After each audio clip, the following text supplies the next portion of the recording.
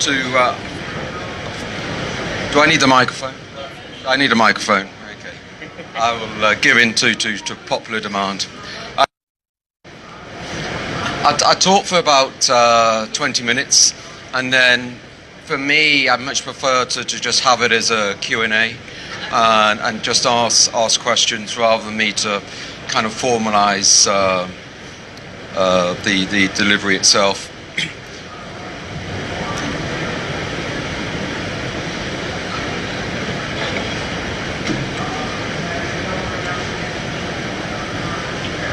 I mean, just to reiterate what I mentioned or what I discussed in the presentation, there were a number of overarching principles in which we worked towards, and that is we truly wanted a digital transformation of our technology. Traditionally, at a golf event, you kind of turn up with public Wi-Fi and some other forms of basic connectivity. But for us, for the Ryder Cup, we really did want to change that conversation and for people to realise that this was about entertainment and golf was very much a product. I kind of work to a principle, what I call, my acronym is ICE. You know, it is an immersive, connected experience. And I knew that if we could create that environment and we could provide connectivity, irrespective of where people or things were, then generally, you know, when everything is connected, then absolutely anything is possible. This was the biggest investment in technology that we'd ever made, and we were determined to have a different approach. My background is very much the Olympics, and the Olympics do things in a very discrete way. They have the notion of a technology operations center, and then they have distributed network operation centers, and even venue operation centers. And I felt we needed to replicate this model because uptime was absolutely critical.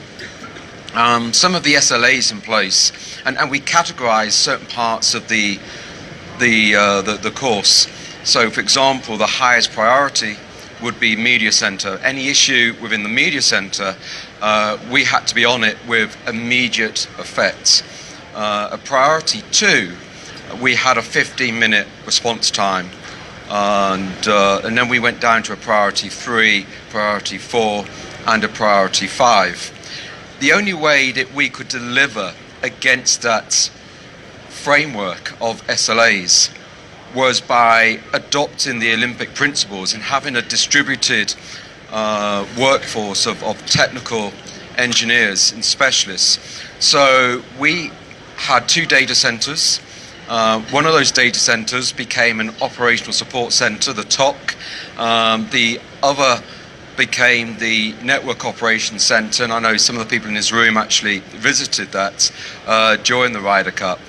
And we then distributed up to 50 technical specialists in key areas around the course.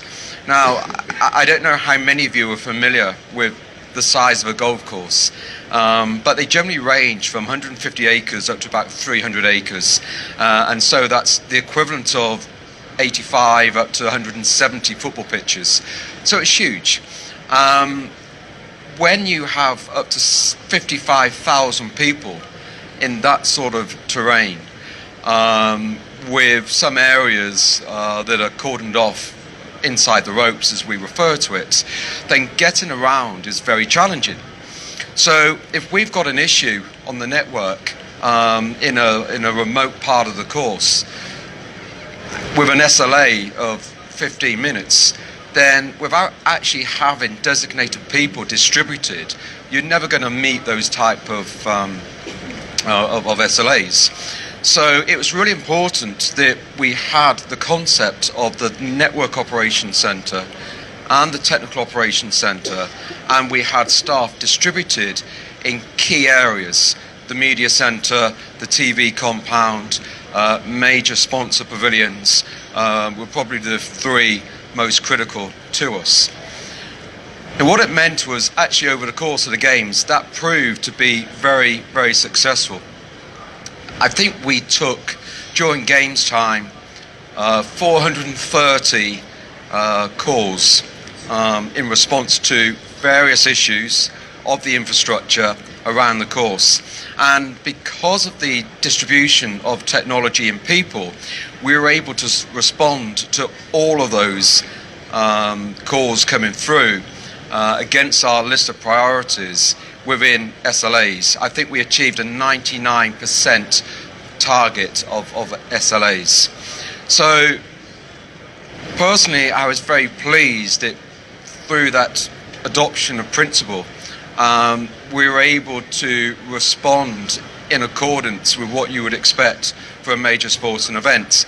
You know, that was a very different approach to what had been done at previous Ryder Cups. And so I was very pleased with the way we were able to respond. I was also very keen that this should be one of the most connected courses ever. And to give a little bit of context, we had almost 700 access points out there.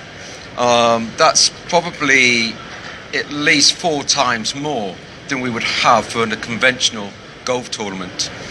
If you take the first tee, the grandstand, which was a temporary build, a grandstand for about 6,000 to 7,000 people, we had more access points on that grandstand alone than they have across the entire Wimbledon for the championships. So, you know, we were really keen that people felt connected at all times. And, you know, at times we go out there and we will monitor the speeds. And I do remember actually during Justin's tee-off on the Sunday morning on the individual matches, we were getting speeds of 30 meg uploads and 80 meg downloads. So, you know, even in a temporary build 7,000 seater grandstand, it was kind of like having broadband at home, but within a temporary build. So, you know, for us that was a great testament of success in terms of what we were trying to achieve. But we also wanted people to engage with the technology, but it was also important that they felt as though they were engaging with the content and they weren't engaging with technology. So we put a lot of thought into the whole onboarding process, and it just had to be easy for them. And you know, it paid off. At its peak, we had 25,000 people simultaneously connected to the infrastructure. And given that there were around about 55,000 people on the course, achieving that almost 50% conversion rate was, again, great testimony to how we thought about the onboarding process and how we give that range of connectivity right across the course. But of course, I mentioned about entertainment, and people shouldn't just view this as being yet another sport or a sporting event. And there were a couple of things that we did on the app to kind of drive that through to those spectators that came along to the Ryder Cup. So, for example, the radio, we had commentary in 2 languages, English and French, and that was fully integrated into the app. So people didn't have to purchase headphones at, I think, €15 a time. They could actually access that commentary through the app on their own devices.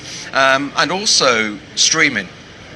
We know streaming is a challenge in this day and age because you have to protect broadcaster rights, and you have a lot of relationships in place in which to do that. But equally, we wanted the ability for our spectators on the course to feel like they were getting access to live content.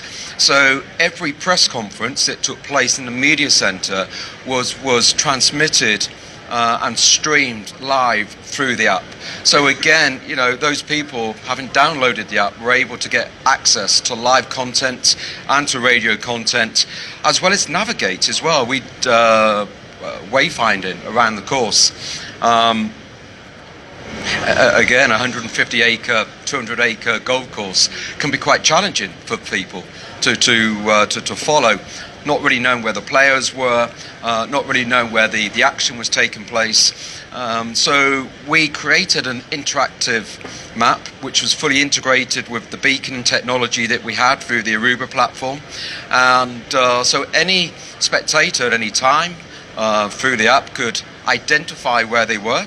We gave them a list of options in terms of where they were looking to get to, which could be a player because we tracked all the players, but equally it could be the merchandising tent, or it could be a pavilion, or it could be concessions like the West Village or the East Village, and they could select their destination, and then through the app they were able to ascertain what the optimum route was across the course, and equally how long it's going to take, or an estimation of how long it's going to take to get there.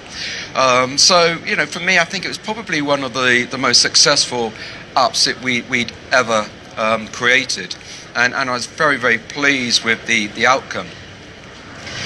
The other real game changer for us in terms of technological innovation was through crowd behaviours and monitoring and tracking the spectators on the course.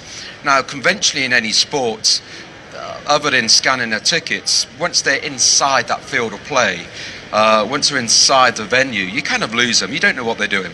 And what we did is utilise those range of technologies that we had access to, the Wi-Fi, the cellular, the beaconing, and we were able to track devices. And I distinguished the device from the person, because people buying tickets, you don't ultimately know who those tickets are being passed on to, friends and family. You don't actually know who's physically arrived on the day. But the one thing that people never give up is their smartphone. So the ability to track that device around the course, and over the course of the 3 days of Ryder Cup, we tracked almost 100,000 devices. People that downloaded the app, people that accessed the Wi-Fi, where we had consent to access the location services of the smartphone. We were able to track those. Now, clearly, if we didn't get consent, then they were totally anonymous to us. Where we did have consent through the Wi-Fi and the app, then we were able to identify those users. And it's a really important distinction between those two types.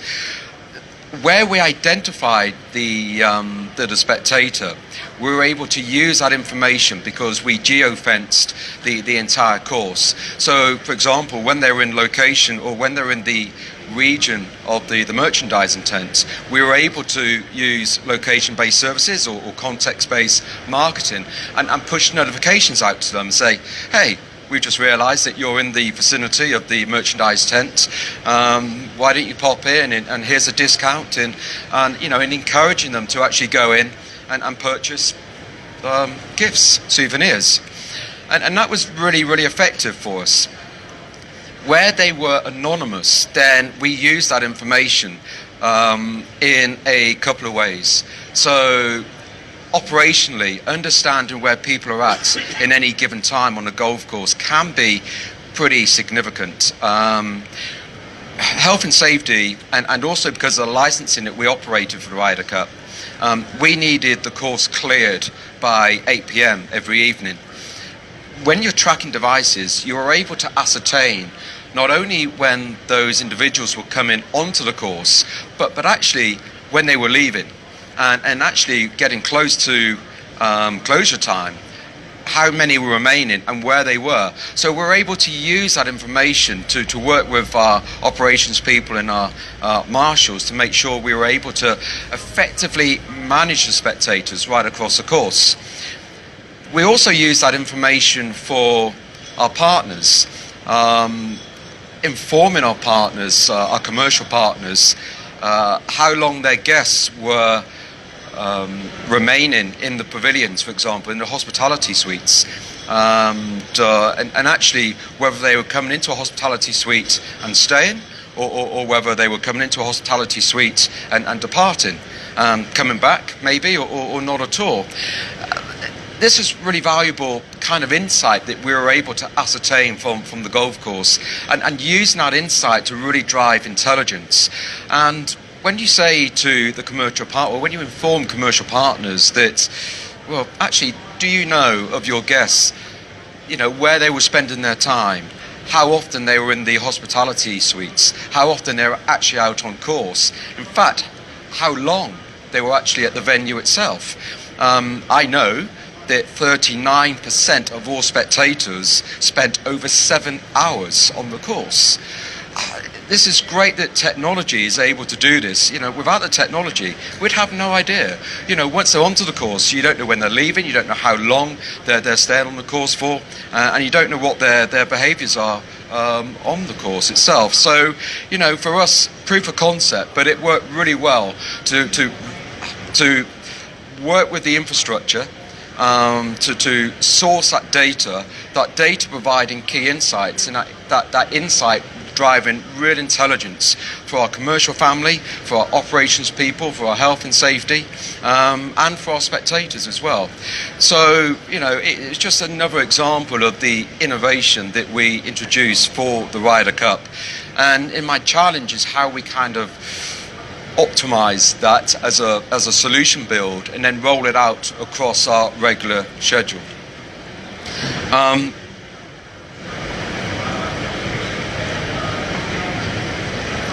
In terms of infrastructure, I'll give you some statistics just so you get a feel for what we were supporting across the infrastructure.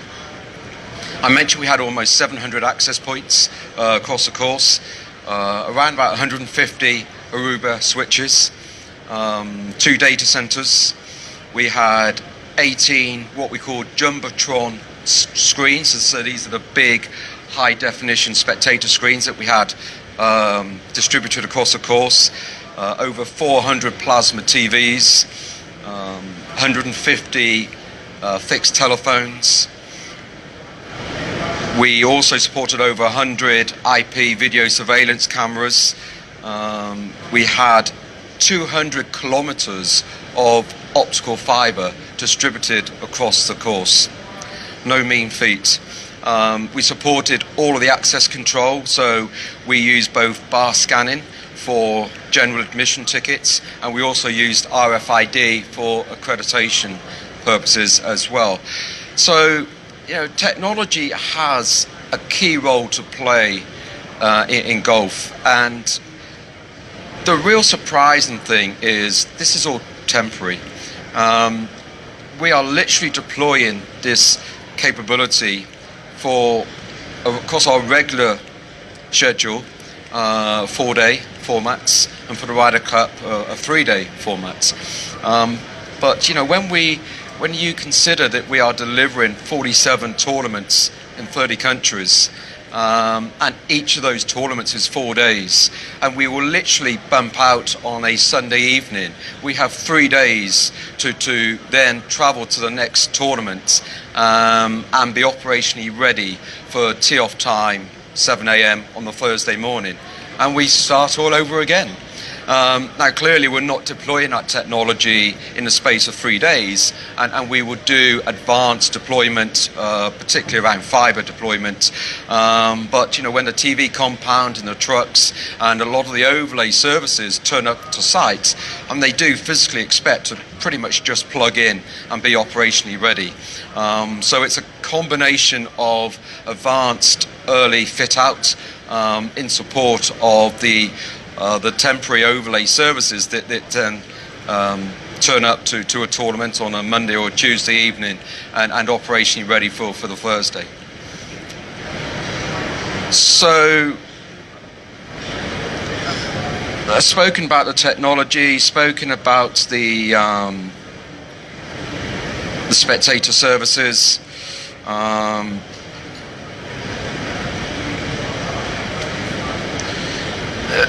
Data is critical, and one area I haven't spoke about is kind of what it means for players and kind of what it means for performance.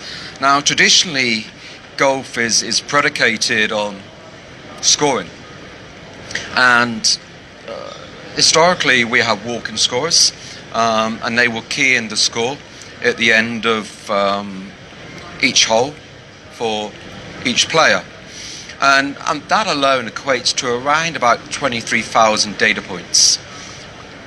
Last year we introduced a project called Waggle, and this is where we started to look at recording more data points, particularly in relation to player performance. So we were looking at club type, lie of the ball, yardage to the hole.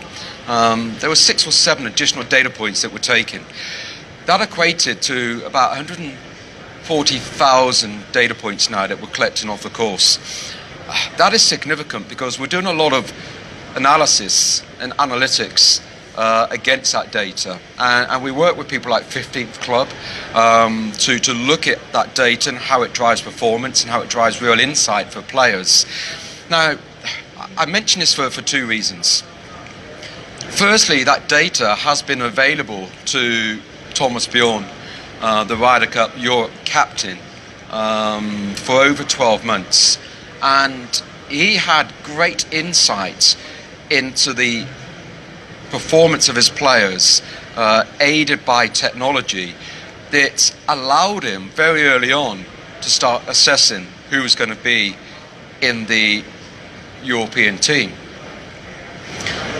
And that approach continued during the Ryder Cup, and we continued to collect that data through the 4 balls and the foursomes on the Friday and Saturday, and that helped Thomas and his vice captains with their pairing strategy and a selection for the individual matches on the Sunday. And it just shows how data continues to be at the heart of every aspect of golf, and will continue to do so.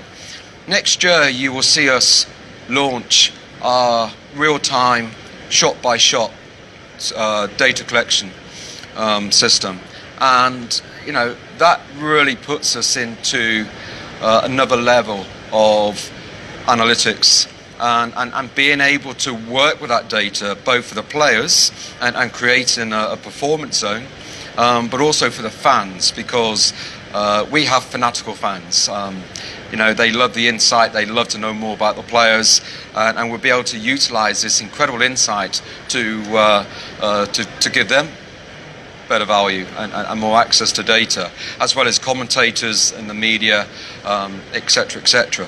So I've been in the role for about 12 months now, and already I can see a lot of innovation that we are introducing into golf, whether it's through the delivery of the core infrastructure, whether it's through the beaconing and IoT and being able to track players, being able to monitor spectators and their behaviours across the course, sourcing data and really putting that data to maximum use for players, for coaches, for fans, for commentators, for the media as well. And the innovation will continue as we start to look at digital signage, we start to look at augmented advertising, and we start to look at artificial intelligence, given the rich depository of data. We've been collecting data since '72, and but very, it started life in terms of tournament by tournament, and then it went day by day, and then it went round by round, and then hole by hole. As I say, by next year you will start to see real-time, shot-by-shot data collection. That's probably all I was going to say. It's probably enough for the moment. Probably time for questions, because I prefer to address things on your mind and questions you may have. So any questions? It's a really simple one for you. What was your biggest concern would go wrong, and what was your biggest surprise that went right? Would you like?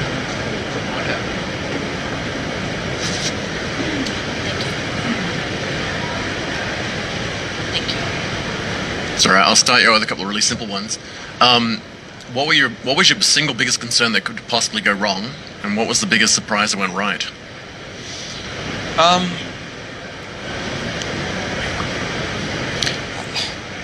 You do have to plan for all scenarios, and we, as part of good practice and the experience that I've drawn from the Olympic world, I know how critical it is to go through scenario planning and to run those exercises. So we did a full-blown rehearsal on the technology in a run-up to the Ryder Cup. We had full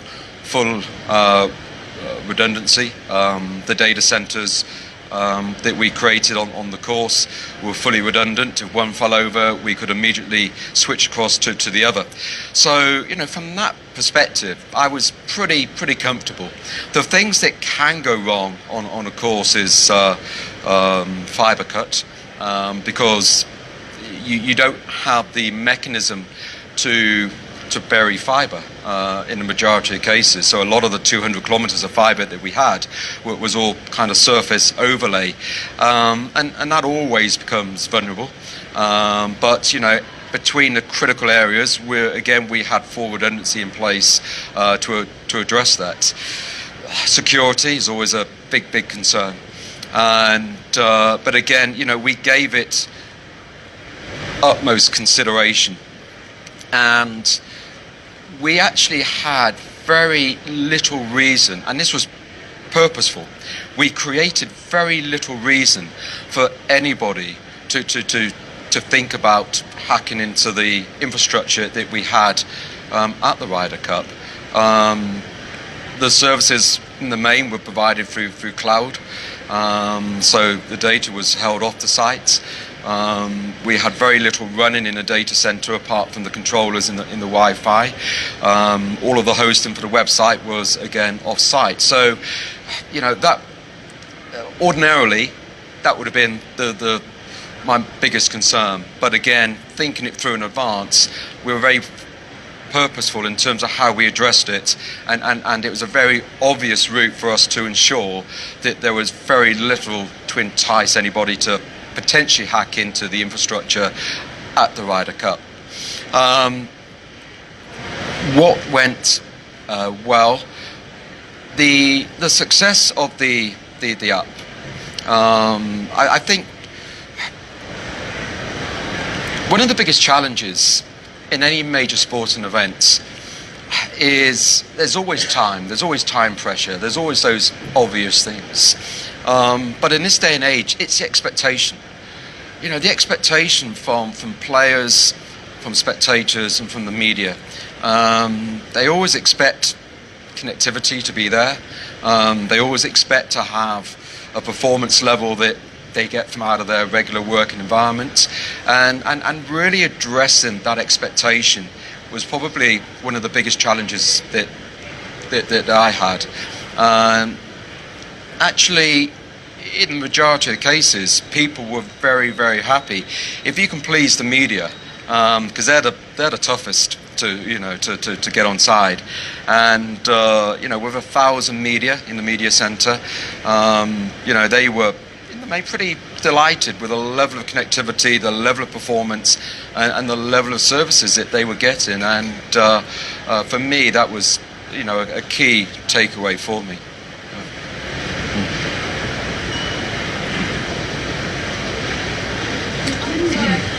No, I needed the exercise.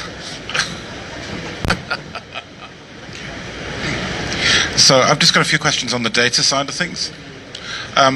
So did you say that people had to opt in order to be identified?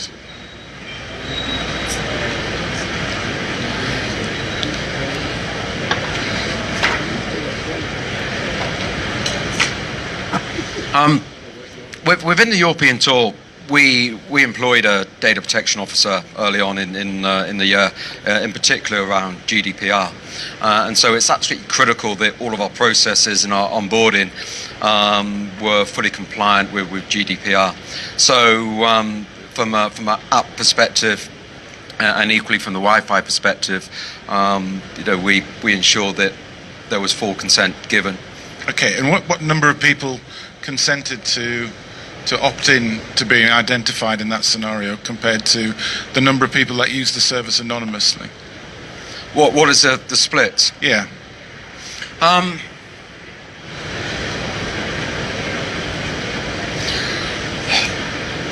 I would say it's about 1 in 5. So, and the reason I derive at that figure is I know that off the back of the Ryder Cup we had in a region of 20,000 consenting individuals.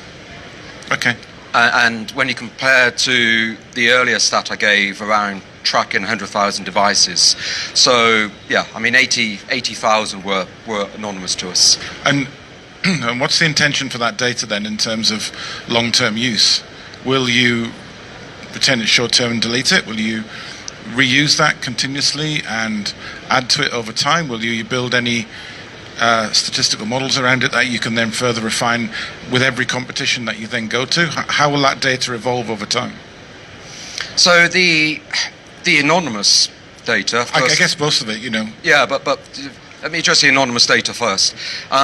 Purely for operational insights, we can't use that data other than the insight that it gives us in terms of behaviours, how long people were on the course for. Equally, I know if we look at spectator loyalty, for example, I know that by the Thursday, 20% of people were returning spectators. By the Friday, that figure increased to 32.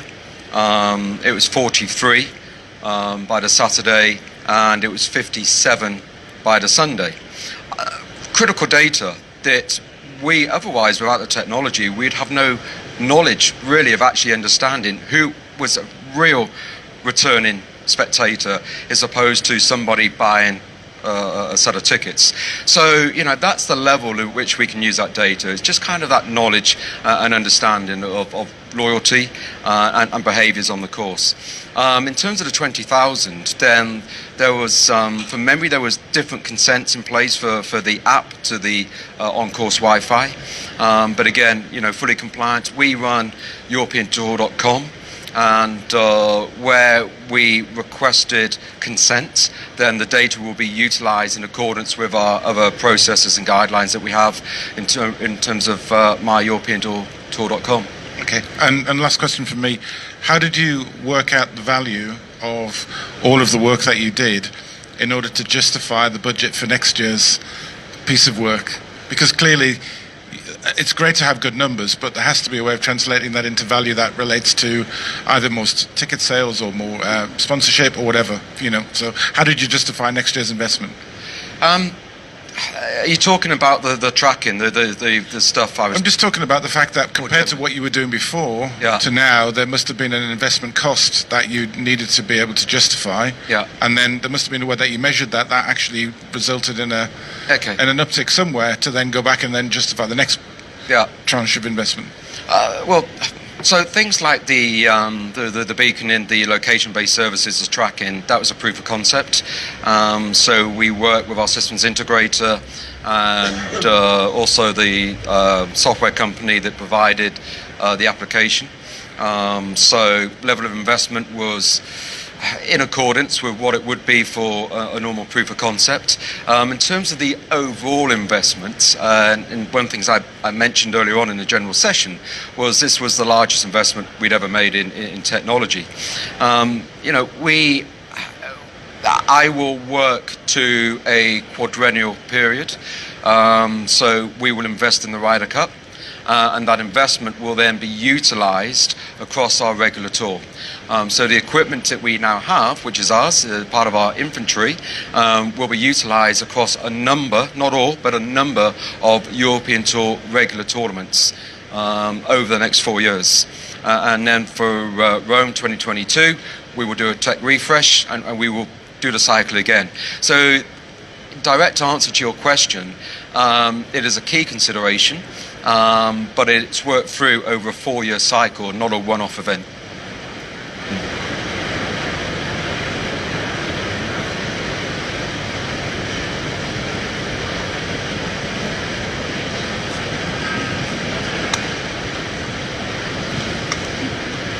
You obviously compare yourself to events like Wimbledon and the Olympics.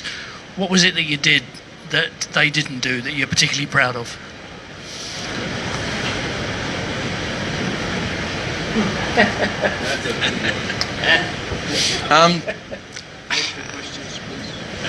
Not play tennis. I have a lot of friends and colleagues in Wimbledon. In fact, you know,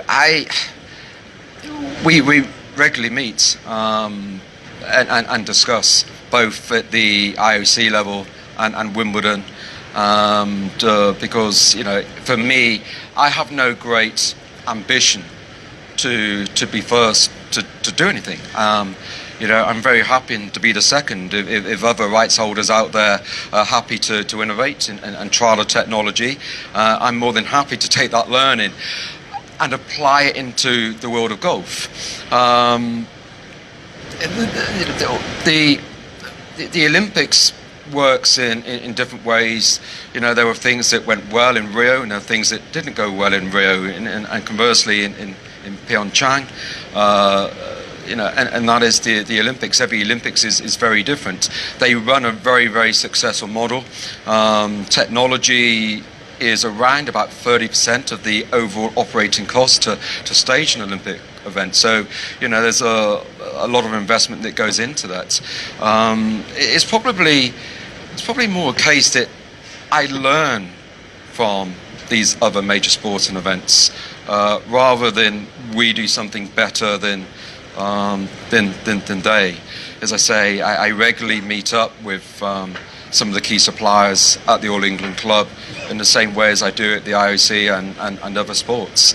In fact, as part of the Ryder Cup, I ran a presentation for the organising committee for Paris 2024. People may or may not know, but the Golf National is actually the venue for the golf in Paris 2024 Olympics. And we will happily share our insights and our knowledge to assist them in that deployment for the golf event. And as I say, likewise, the Wimbledon Club, I host them at my events, and similarly they host me, and we share knowledge. So, in fact, I'll give you an example. In 2 weeks' time, I've been asked to go and present our story to the Cricket World Cup taking place in England. So the industry in that regard, I think certainly from a technology perspective, is very, very close. And I think generally we're very happy to share experiences.